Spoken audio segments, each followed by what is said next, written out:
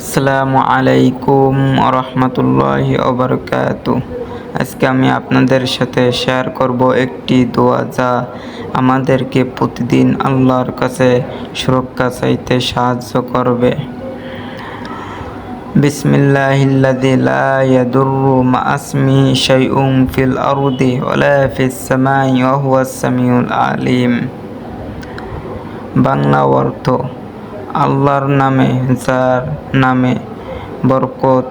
আসমান ও জমিন কোনো কিছুই ক্ষতি করতে পারে না, আর তিনি সর্বদা সর্বজ্ঞান। রাসূল সাল্লাল্লাহু আলাইহি সাল্লাম বলেছেন, যে ব্যক্তি সকাল সন্ধ্যায় এই দোয়া 3 বার পড়বে, আল্লাহ তাকে সব ধরনের ক্ষতি থেকে হেফাজত করবেন।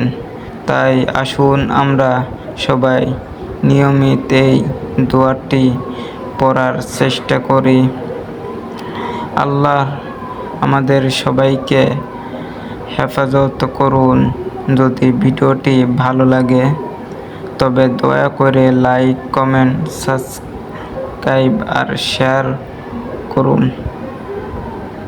আরও ইসলামিক ভিডিওর জন্য চ্যানেলটি সাবস্ক্রাইব করুন। জাযাকাল্লাহু খাইরান।